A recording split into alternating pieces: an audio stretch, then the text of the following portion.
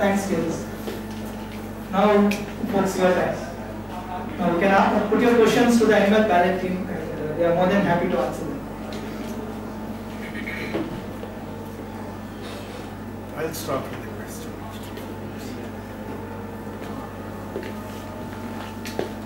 So when we make masks for children, if you see what is available in the market in Chinese made masks, so when you get them, they actually do not evoke Indian images.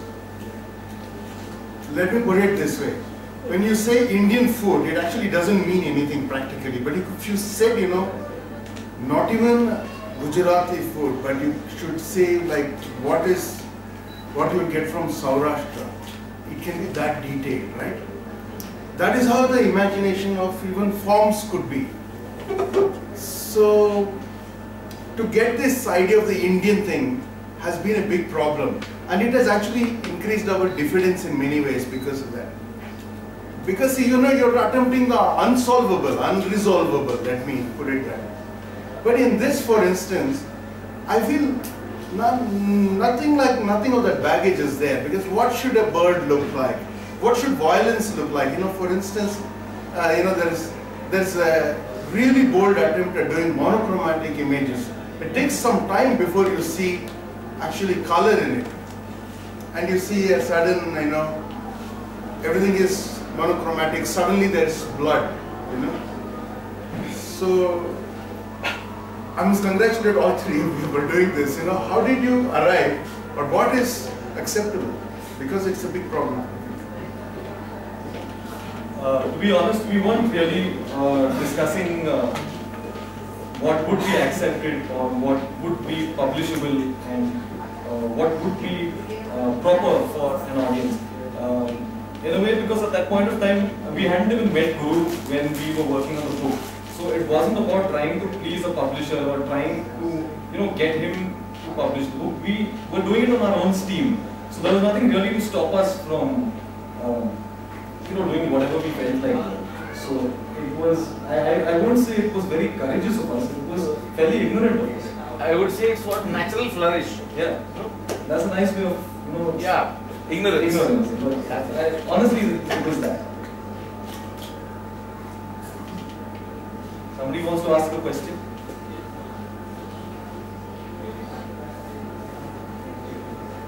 So plan is to continue to build on this animal theme, or? Yeah, we do plan. No? I mean, this book says volume 1. So very soon, I guess it's time for us to start on volume 2. What's the thought process? The characters will be named, they will remain same throughout the story? I think Chetan would answer that. Yeah, you were saying? The characters are going to remain same in subsequent series, or? Characters will keep changing. The reason being that we will be writing stories about different animals. They won't be the same animals all the time, because we are not short of animals here. So we would like to experiment with different expressions, different qualities, different emotions that these animals would represent best.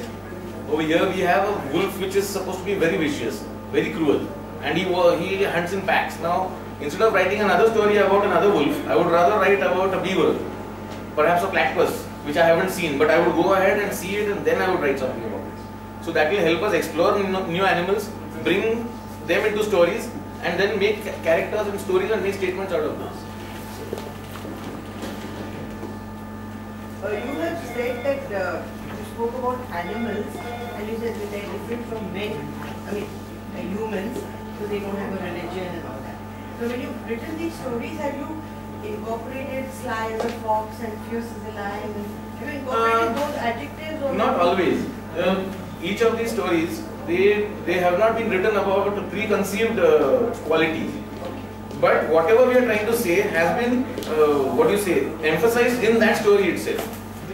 Now, if suppose there's a story which has a bull in it, and he keeps on giving bullshit, so I just played on that word. He's a bull. He gives bullshit. No, he gives any kind of crap. He's telling everybody. What happens is, I'm just trying to make an animal out of that word, and then he's the one who lies around all throughout the story. He's giving all sorts of lies. So that was one way of doing it. Then another one was it's a romance story between a frog and a fish. Now, is that possible? Is it practically possible? But what would happen if that were to happen? So we try to explore that over there. There's one more thing I would like to say. I would want Tejas to elaborate on this also. That none of these animals are wearing suits, going to offices or driving cars. They are supposed to be in their natural habitat. As far as possible, we've seen to it that they act as themselves apart from certain human elements which will make the story happen. But we've used the ambience as one of the major characters in each story. So if we are able to explore places like, say, Sundarbans, if you are able to write some story which is supposed to be deep up in the Alps, suppose, how is the life scenario on Antarctica? If you are able to write stories about these, we would be bringing to the forefront certain ambiences, certain locations, certain living conditions of different animals. So for that, we would like to explore new animals, as you had asked. I'd like him to say something about ambiences here, because environment, I think, is that he's done very well here. So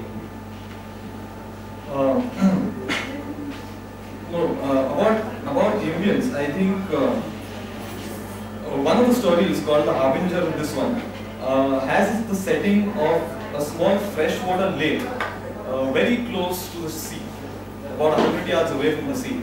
And it was wonderful to visualize, and I thought, wow, that's going to be so totally different from reality. But Chetan just mentioned that there's a beach in Goa at a place called Arambol where this setting is actually existing. So we took a trip there and we took photographs of the place, and it was wonderful to actually go to a place, research a place, and then use that in the book as an ambience. So in that sense, yeah, I mean, it sort of got us to get our butts off the drawing board for a while. And since we're talking about animals, actually go and see places that have been inspired from, I mean, that we've used in the book that have been inspired from action.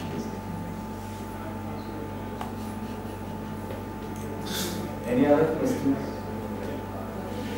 Guru, you want to ask us something? please ask us something. No, I'll ask Guru a question. Guru, how did you have the guts basically to publish a graphic novel? Now that he's published it, he's asking it. now I'm safe. No, now he can't say I'm not going to publish. It's already published. We're having the launch. So I can very safely ask him. Think of volume 2. Oh, of course, shit. I should have read it. But anyway.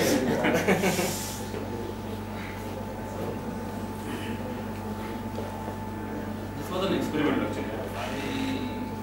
When I saw those illustrations, I fell in love with it. So I thought like visuals are more appealing than when we go through the text. That was the basic motivation in publishing it. No, it's actually not that. There are always visuals. It's just that we don't have an idea of actually capturing them again, as with the felicity we seem to have with words. We speak all the time, recall words and make word images, and we speak.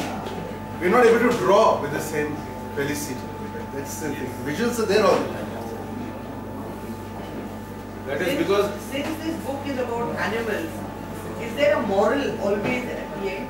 not really, Not really. not really. And is it for adults? Yes, it is. It is for people who are above 7th standard and above. They would have something to enjoy in the book, even younger ones, but they will miss out on certain aspects of the story. It's like, you read Asterix or you read Calvin and Hobbes. Children will enjoy it and they will get their joke at their level.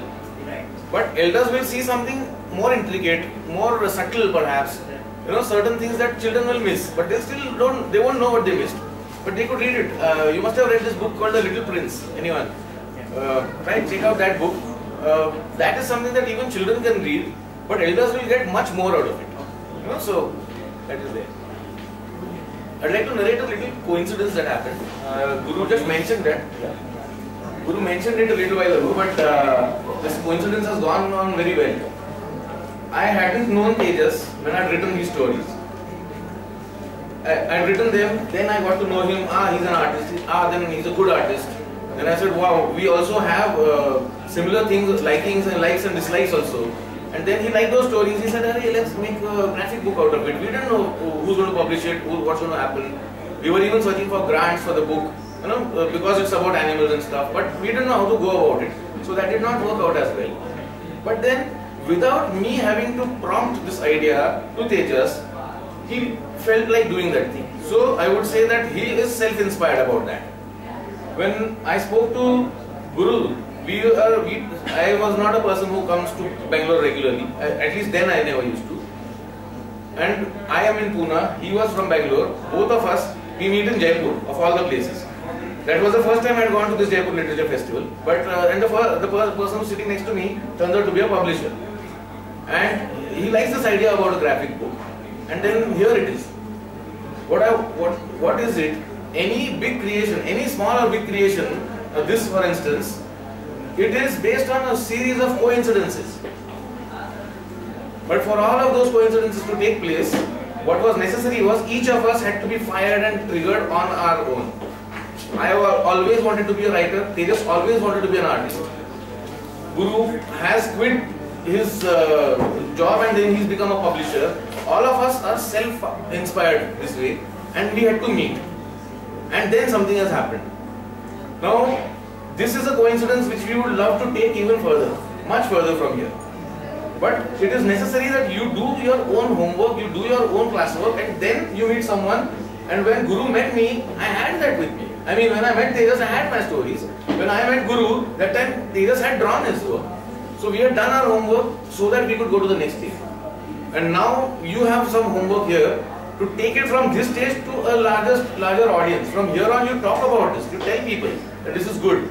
If you like it, that is. We are not forcing this, but if...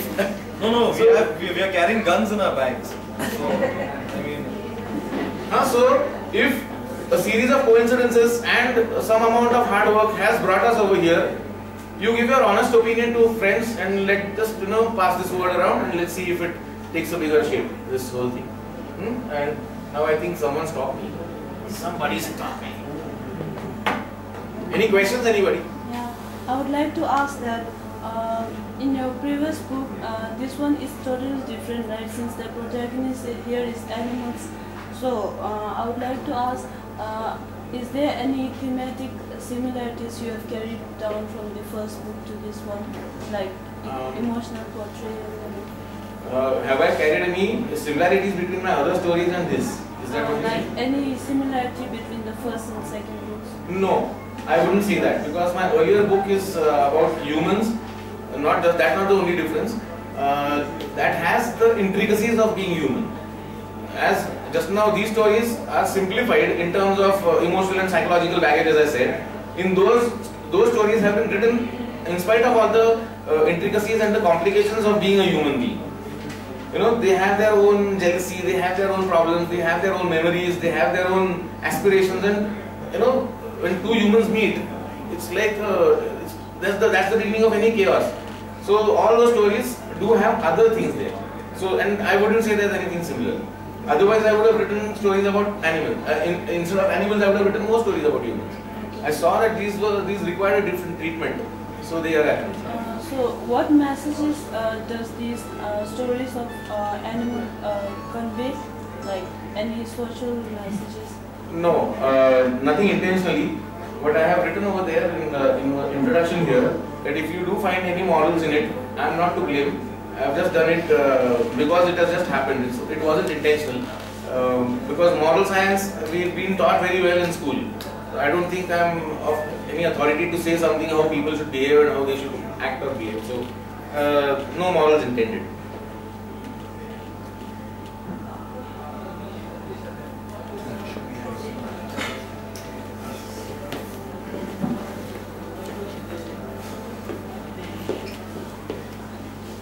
That's a lot of talking on animals, nature.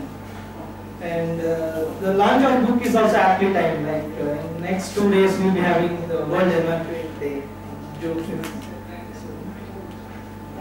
It's been a great evening to have like some Prakash with us. Actually, you should not buy the book because I'll get 15% of the sales today. So I request Guru to give a memento. as a token of our love and appreciation.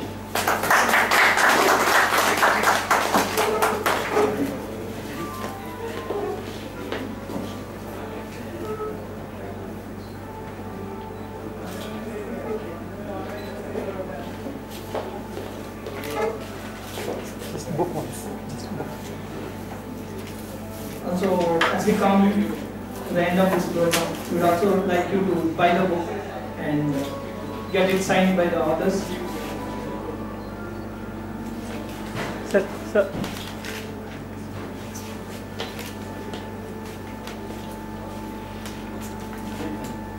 And I want to say a big thank you to Ravish also for leading us through the event.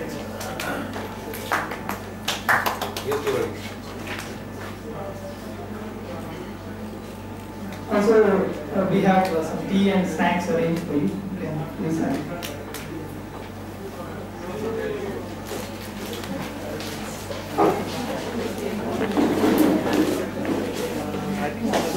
Buy the first copy.